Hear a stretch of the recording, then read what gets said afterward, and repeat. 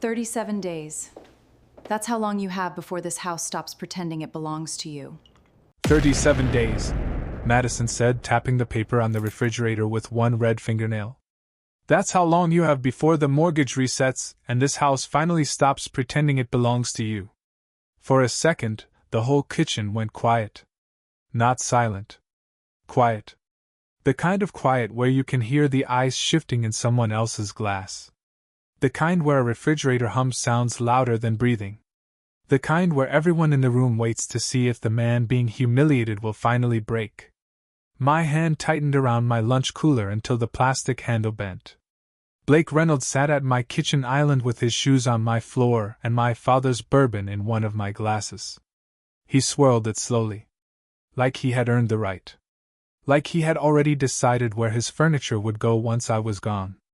Madison stood beside him in a cream blouse I had paid to dry clean the week before, one hip against the counter, smiling like she had just closed the biggest deal of her career. Two of her friends were on the sofa near the living room, pretending they weren't listening. They were listening. Everyone was. I looked at the paper on the fridge. It was printed in bold black letters. 37 days. Under that, in Madison's neat handwriting, she had written, Mortgage reset. Nathan out. New start. I stared at the words longer than I should have.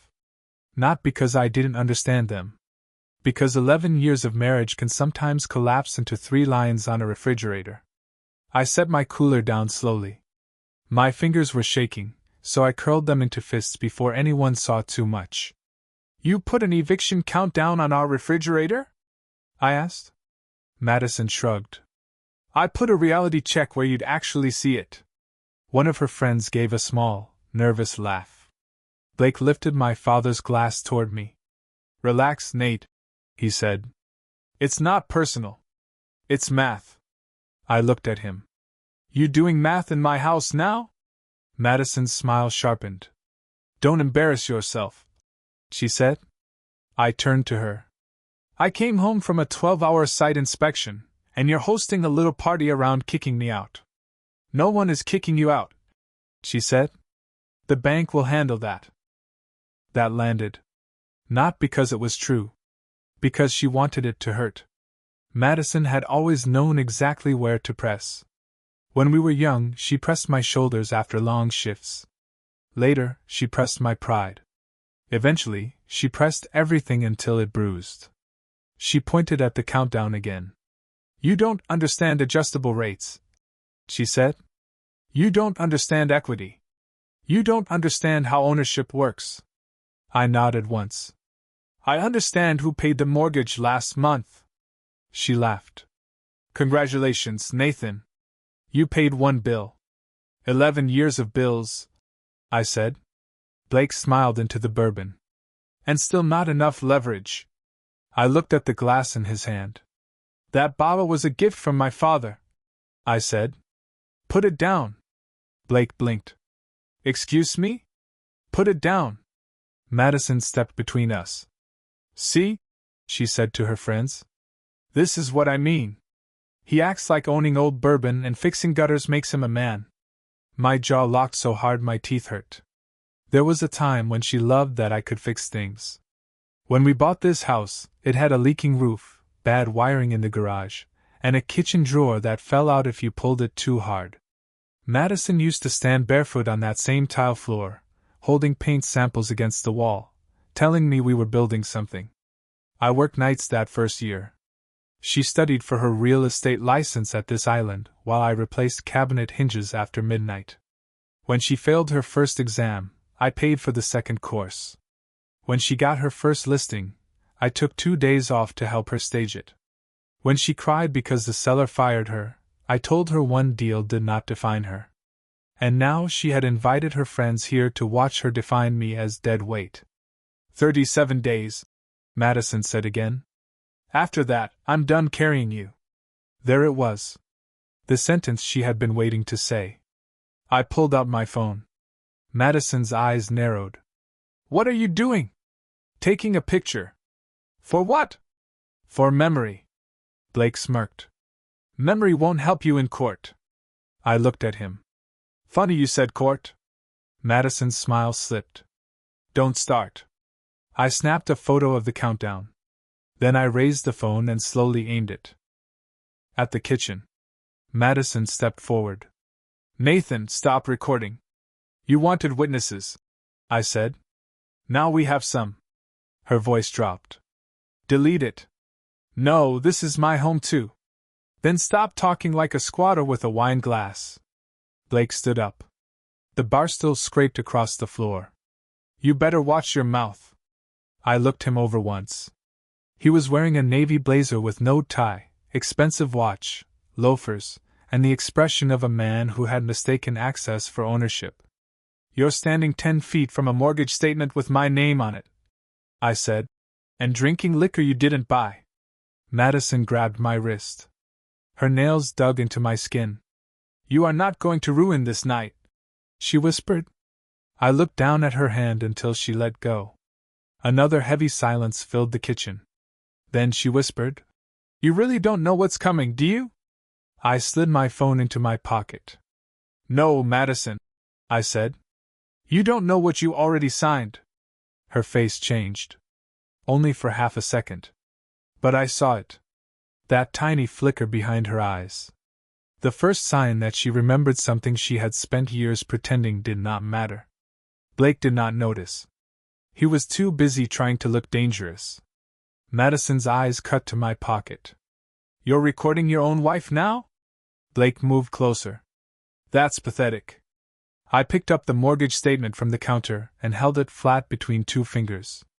What's pathetic, I said, is sitting in a house you don't own, drinking from a bottle you didn't buy, while pretending you're the upgrade. Madison slapped the paper out of my hand. Careful, Nathan. You leave tonight, I file abandonment Monday. I bent down, picked up the statement, and smoothed the crease with my thumb. So that's the script. One of her friends, Leah, shifted on the sofa. Madison, she said quietly. Maybe stop. Madison snapped her head toward her. No. He needs to hear this. Then she stepped close enough for me to smell the wine on her breath. You can't afford this place alone, she said. You can't afford the reset. You can't afford a lawyer good enough to fight me. Blake grinned. And you definitely can't afford discovery. I looked at him. Big word for a guy leasing his confidence. His face hardened. Madison pointed toward the hallway. Pack a bag, she said. Make this clean. I did not move. She grabbed a pen from the junk drawer and threw it onto the counter. Sign the quitclaim when the papers come, she said, and I won't make this ugly. I looked at the pen. Then at her. You just did. I let the words sit there. Madison had always hated silence. She needed noise. Music while cooking. Calls in the car. Reality shows while answering emails. Podcasts in the shower. Silence made her feel judged. So I stayed quiet. And it worked. Her chin lifted. You want clean? I asked. Put the demand in writing. Fine, she said. I'll have my attorney send it. Blake said. She already has. Madison shot him a look. Too fast. Too sharp. I turned to her. Already? She grabbed her wine. Don't twist words. I picked up the pen and clicked it once. No, I said. Let him talk. Blake's mouth tightened. You were supposed to be out before the rate adjustment. That's all. Blake, Madison hissed. Leah stood from the couch. I'm going to leave. Madison snapped. Sit down. I looked at Leah. No. Leave. Everyone who stays may get named. The room moved fast after that. Chairs scraped. Purses came off hooks. One friend whispered something about not wanting to be involved. Leah looked at me with something close to apology before she walked out the front door. Blake stayed planted like he had ownership papers in his jacket. Madison stepped into my path. You're threatening my guests now? I'm preserving witnesses. She reached for the mortgage statement. I pulled it back. Don't touch another financial document tonight. Her face went flat. You think one statement saves you? No, I said. Statements trace payments. Blake laughed once. Payments don't equal ownership. I looked at him. Neither does sleeping with the listing agent. Madison's glass froze halfway to her mouth. Blake blinked. Careful. I pointed toward the hallway. There's a camera at the side door, I said. You two used it badly. Madison's voice cracked. You installed cameras? 3 years ago after the package thefts, I said. You approved the invoice. Blake grabbed his keys. Madison blocked him. Don't leave, he said. I'm not getting pulled into domestic garbage. I took one step closer. Too late. Your truck has been in my driveway 6 times after midnight. Madison turned on me. That proves nothing. It proves access, I said. Combined with HELOC withdrawals, it proves timing. Her mouth opened, then closed. Blake's eyes moved to her. What withdrawals? Madison whispered. Nathan is bluffing. I placed the pen beside the countdown paper on the refrigerator ledge. Then you'll enjoy discovery. She slapped the paper down. You are not dragging my business into this. I picked it up again, folded it once, and slid it into my pocket. You dragged my house into your business. Madison lunged for my pocket. I caught her wrist. Don't. Blake stepped back toward the door. I'm out. I looked at him. MNB Horizon Properties. He stopped. Madison went pale. That's not your business, she said. I pulled out my phone and opened the bank alert. 3 transfers from our home equity line, I said. $900, $1,200, $1,750. All marked staging expenses. Blake stared at her. You used the house? Madison snapped. It was temporary. It was unauthorized. She jabbed a finger at me. You never cared about my career. That one almost got through. Because it was so completely backward. I looked around the kitchen. The island where she studied for her license. The wall I repainted behind her first headshot because she said the old color made her look washed out. The pantry shelf where I kept a box of her old business cards from when no one knew her name. I cared when your career had no clients, I said. I cared when your career needed exam fees, open house signs, gas money, staging furniture, and someone to tell you one failed listing wasn't the end of the world. Her cheeks flushed. Don't make yourself a hero. I'm not, I said. I'm making you accurate. Blake looked between us. Why is my LLC on that transfer? Madison spun toward him. Shut up. I clicked the pen and set it beside the mortgage statement. Say that again for the recording. Her mouth tightened. You can't. Prove intent. I opened the folder app on my phone. Wire memo. LLC filing. Email subject line. Use equity before reset. Blake grabbed his coat. Madison, fix this. She blocked him again. Don't you dare leave me with this. I looked at both of them. Nobody's leaving clean. Madison's voice dropped. What do you want? Every record, I said. Every transfer. Every signature. She laughed once, dry and scared. Or what? I held up my phone. Or Monday morning, my lawyer names your little company before breakfast. Madison snatched the pen and jammed it against the mortgage statement. You want records? Sign first. I looked at the tip pressing through the paper. That's not how disclosure works. She shoved the statement into my chest. That's how survival works. You sign the quitclaim. I don't ask for spousal support, and Blake doesn't testify that you threatened him. Blake's head snapped toward her. Don't put my name in it. Madison turned on him. You wanted the condo. You wanted the equity. Now stand there. There it was. The sentence that told me this was bigger than humiliation. Bigger than an affair. Bigger than Madison wanting out. They had already spent the money in their heads. The condo. The furniture. The new life. My house was not just something she wanted to take from me. It was the bridge to the life she had promised another man. I opened my phone. Evelyn already has the LLC records. Madison froze. Evelyn who? Harper, I said. Real estate litigation. Family court.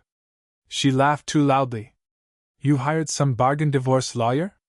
I tapped the screen and sent one text. She handled my father's trust. Madison's smile died. What trust? I picked up the pen from her hand and capped it. The Carter Family Property Trust. Blake muttered. Jesus. Madison grabbed my sleeve. That house isn't in a trust. Not the house, I said. The down payment protection agreement. She shook her head. That was old paperwork. Old paperwork with your signature. Blake backed away from her. You signed protection on the equity? Madison pointed at me. He tricked me. I held up my phone. Then tell that to the attorney you used to review it 11 years ago. Her jaw moved, but nothing came out. I slid the mortgage statement under my arm. You built a trap with money that was already fenced off. Madison stepped back like the paper had burned her. You can't freeze anything without a court order. Emergency motion is drafted. Blake grabbed the door handle. I'm not part of your divorce. I looked at him. Your LLC received marital funds. That makes you part of the accounting. Madison cut in. It was a business advance. Then produced the invoice. She looked at Blake. Blake looked at the floor. I opened Evelyn's text and read it out loud. Preservation notice goes out tonight. No transfers, no deletions, no asset movement. Madison lunged for her laptop bag. I moved in front of it.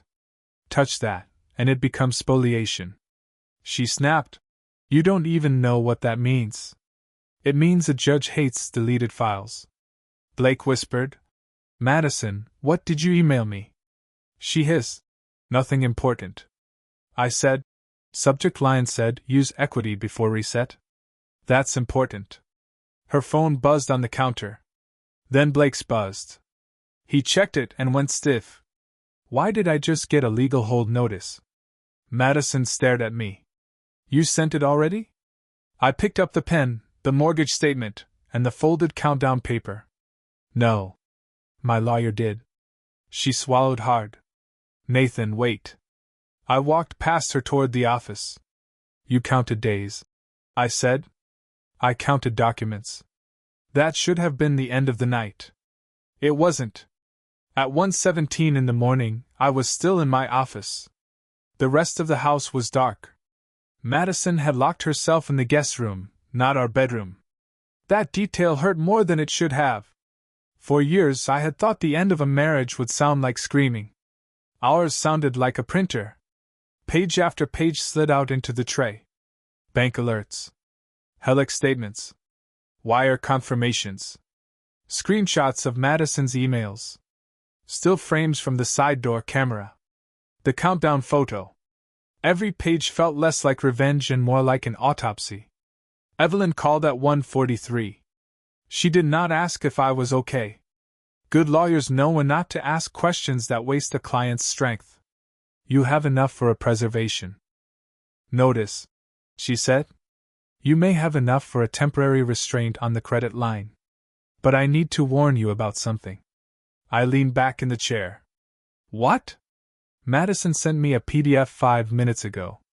My stomach tightened. What PDF?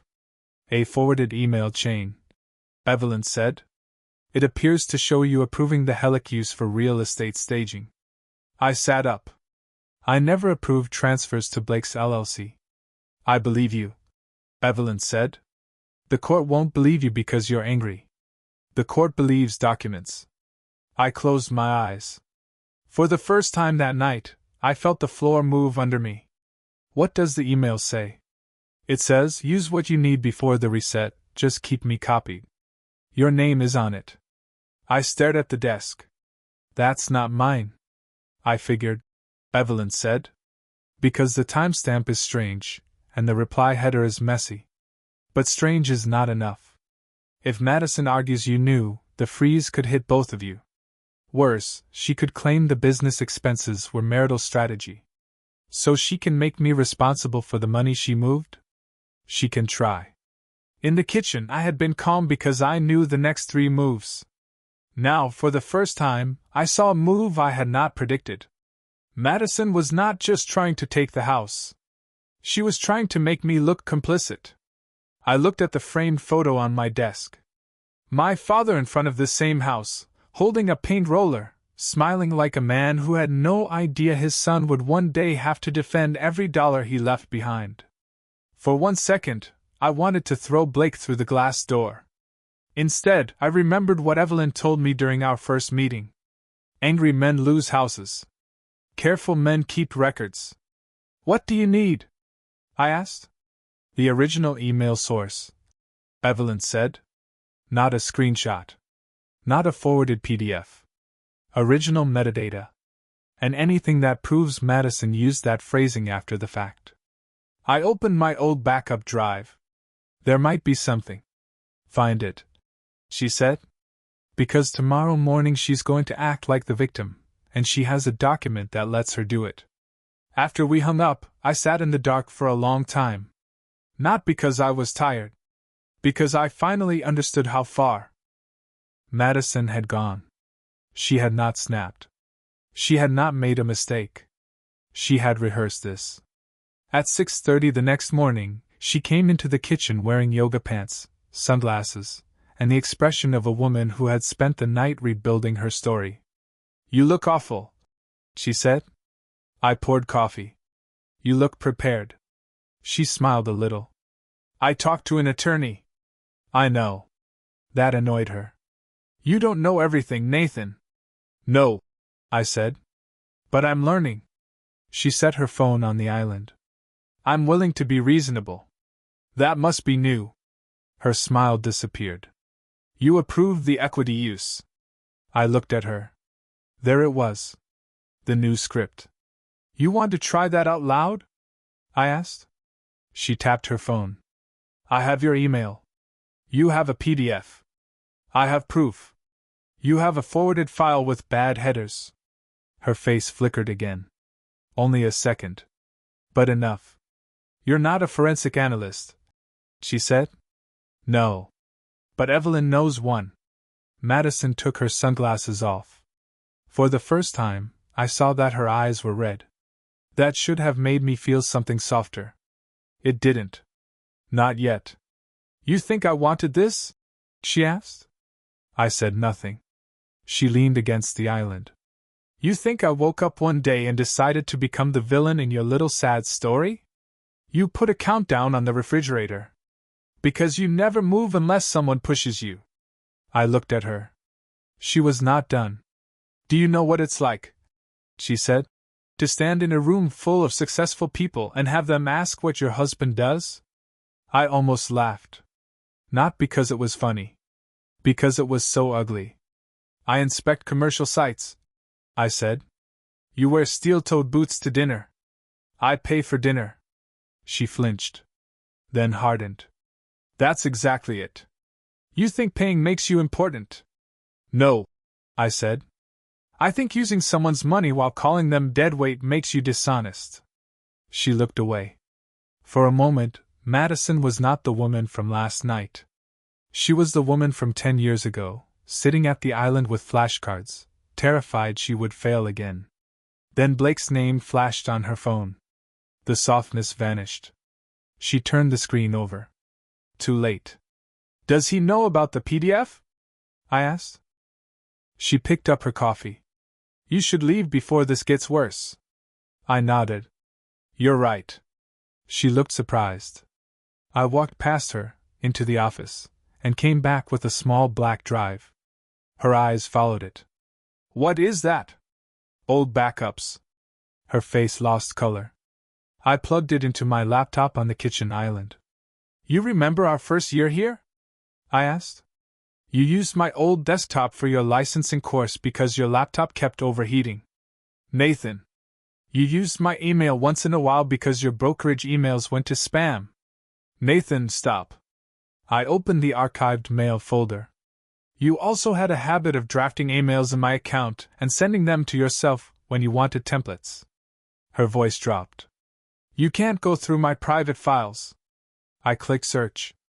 Then you shouldn't have built your fake approval on my old email style. Madison moved around the island. I looked up. Touch this computer, and I call Evelyn on speaker. She stopped. The search results loaded.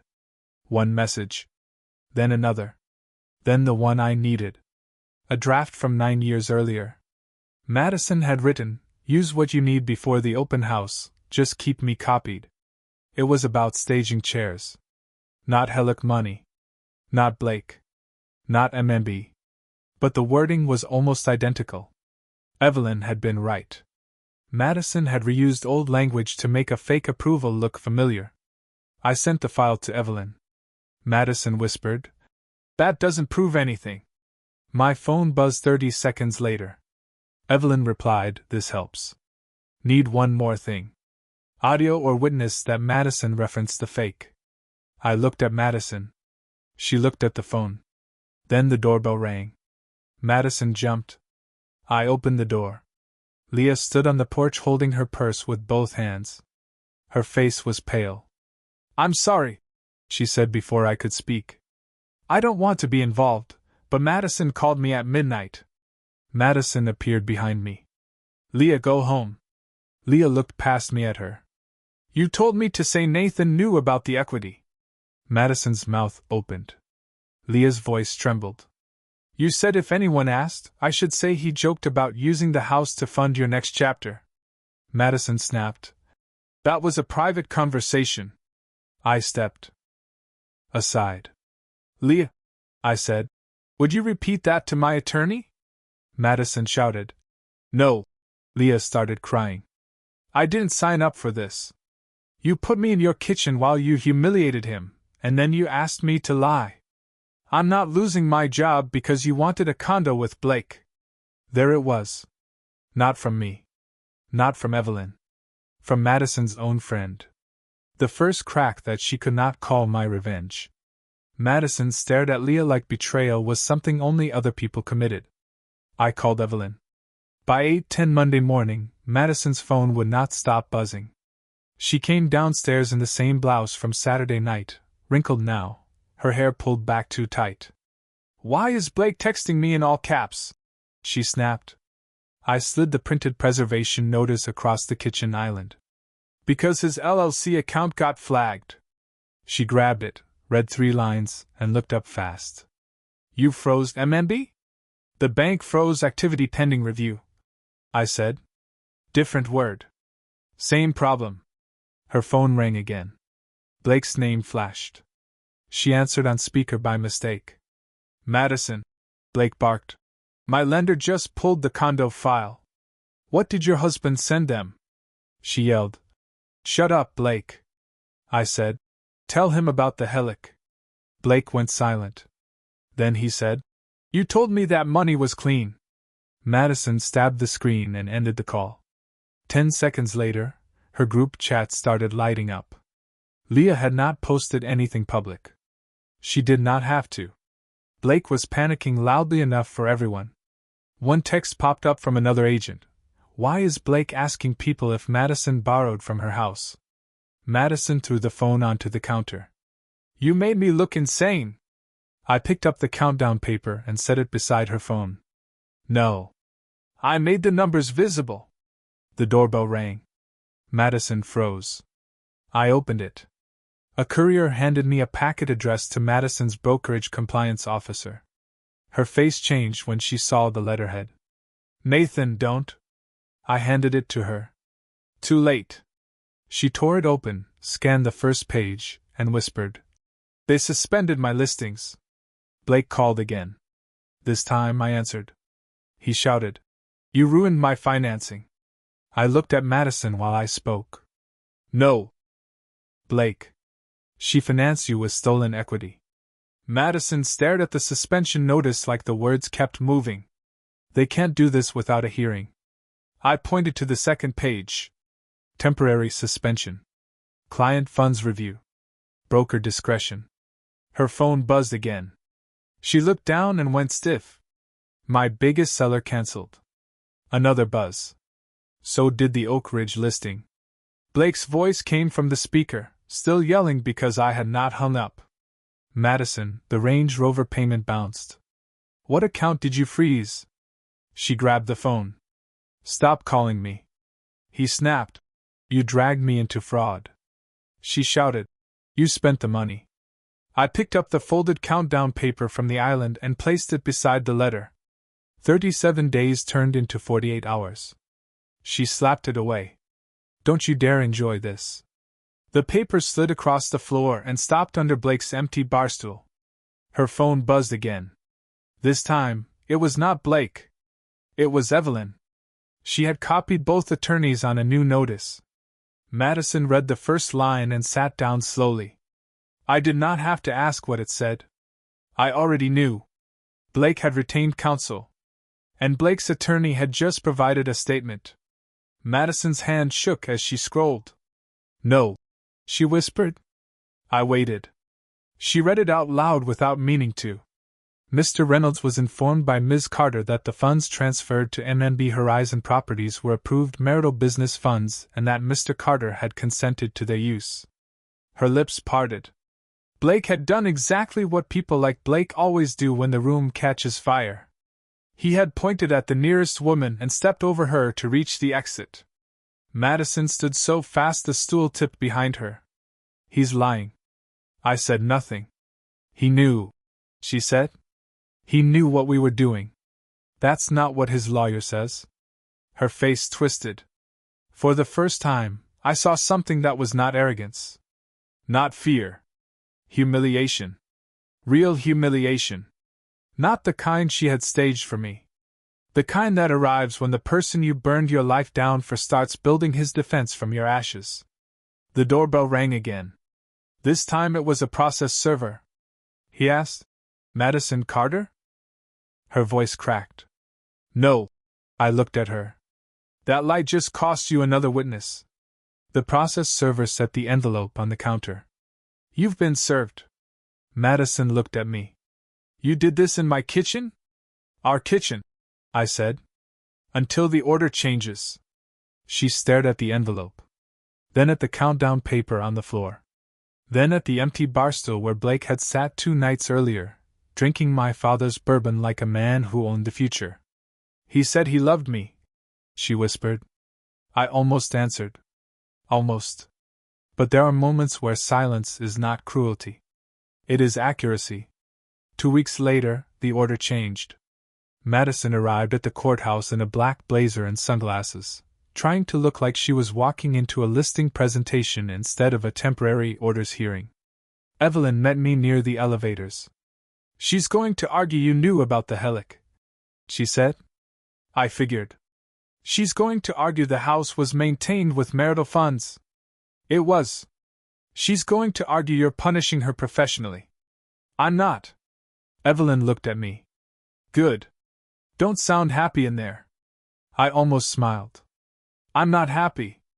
And that was the truth. People think winning feels clean. It doesn't.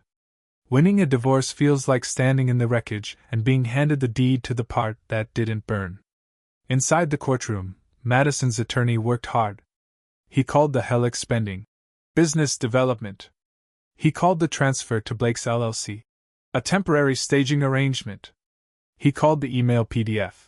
Evidence of consent. Then Evelyn stood. She did not raise her voice. She did not perform. She simply placed the timeline on the screen. The original down payment protection agreement. Madison's signature. Her attorney's signature from 11 years ago. The HELOC withdrawals. The transfer memos. The MNB Horizon filing. The side door camera stills. The countdown paper. Leah's signed statement. The old email draft Madison had copied from. And finally, Blake's attorney's statement. Madison stared straight ahead through all of it. But when Blake's name appeared, her face collapsed for half a second. The judge noticed. Judges notice everything. The temporary order gave me exclusive use of the house. The HELOC was frozen. Madison was required to disclose every transfer tied to M&B Horizon. Any attempt to delete, move, alter, or conceal financial records would trigger sanctions. The fake approval email was set aside pending forensic review. And Madison had to leave the house by Friday at 5 p.m. outside the courthouse. She stood near the steps holding a cardboard box from her brokerage desk. Her sunglasses were gone now. She looked smaller without them. "You're really keeping the house?" she asked. Evelyn answered before I could. "He's buying out the clean portion. Your offset covers the rest." Madison turned on me. "I have nowhere to go." I looked at the box in her arms. Inside it, I could see a framed photo from her first brokerage award night. I remembered taking that photo. She had been so proud. I had been proud of her too. That was the part people never understand. You can hate what someone became and still mourn who you helped them become. "I didn't do this because I wanted you homeless," I said. She laughed bitterly. "No. You just wanted to win." "No," I said. "I wanted you to stop spending my father's money on a man who was waiting to blame you." Her eyes filled. "He said we were building something." I looked at the courthouse doors. "So did you." She had no answer for that. Blake did not show up to the hearing. His attorney's statement did. That was enough. By the next week, Madison's broker terminated her license sponsorship pending review. The condo contract died. The Range Rover disappeared from the driveway 3 days later. Leah stopped answering Madison's calls. The other agents stopped inviting her to open houses. Not because anyone had made a public announcement. Because in real estate, reputation does not explode. It leaks. One unanswered call at a time. Friday came with cold rain. Madison packed in silence. No friends came to help. No Blake. No new life waiting in the driveway. Just 2 movers, a storage unit receipt, and the same cardboard box from the courthouse. I stayed in the office while she moved through the house. I did not want to watch. But around 4:40, I heard her stop in the kitchen. When I came out, she was standing in front of the refrigerator. The countdown paper was still there. I had put it back after court. Not as decoration. As evidence. Madison reached for it. "Leave it," I said. She turned. "You're really going to keep that?" "Yes." "Why?" "Because when I forget how close I came to signing away my life, I want something to remind me." She looked at the paper. 37 days. Mortgage reset. Nathan out. New start. Her lips trembled. I was angry. "No," I said. "You were confident." That hurt her more. Because it was true. She took her keys off the ring one by one. Front door. Side door. Mailbox. Garage. The brass keychain I had bought her in Savannah on our 5th anniversary. She placed them on the kitchen island. For a second, either of us moved. Then she whispered, "I was supposed to start over." I looked at the keys. Then at the empty spot where Blake's glass had been. "You did," I said. "Outside." Her face crumpled. But she did not cry. Maybe pride was the last thing she had left. She picked up her box and walked to the door. At the threshold, she turned back. "You'll be alone in here." I looked around the house. The kitchen I had repaired. The office where I had printed the records. The hallway camera she had approved. The refrigerator where she had counted the days until my life ended. "No," I said. "I'll be at peace." She left. The door closed softly behind her. Not like a slam. Not like a fight. Like a final signature. 3 months later, the settlement was signed. Madison pushed the quitclaim across the conference table with shaking fingers.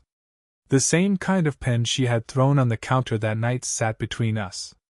Evelyn reviewed the final numbers. Madison's offset covered the disputed equity. The HELOC remained her responsibility where the transfers touched M&B Horizon. The fake approval email was withdrawn after the forensic report came back. Blake settled separately to avoid being named further. He never contacted Madison again.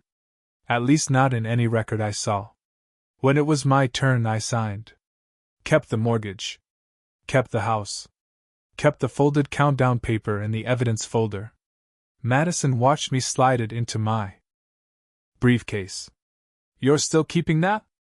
I closed the latch. Yes. She gave a small, broken laugh. You really are your father's son. For the first time in months, that did not feel like an insult. I stood. Thank you? She looked like she wanted to say something else. Maybe sorry. Maybe something cruel. Maybe nothing useful at all. But the moment passed. I walked out of that conference room with the keys in my pocket and the house still in my name. That evening, I came home alone. The refrigerator was clean. No countdown. No threat. No performance. Just a blank white door humming quietly in the kitchen. I poured a glass of my father's bourbon. The bottle was still half full. I held it for a moment before drinking. Then I took the old countdown paper from the folder and placed it inside a drawer. Not on the fridge. Not where it could own the room. Just in a drawer. A reminder. Madison had counted 37 days until I lost everything. She forgot I had spent 11 years keeping receipts. And in the end, the house did stop pretending. It stopped pretending we were building a life. It stopped pretending love could survive contempt. It stopped pretending the person who laughed at the mortgage understood what it had cost. But it never stopped belonging to me.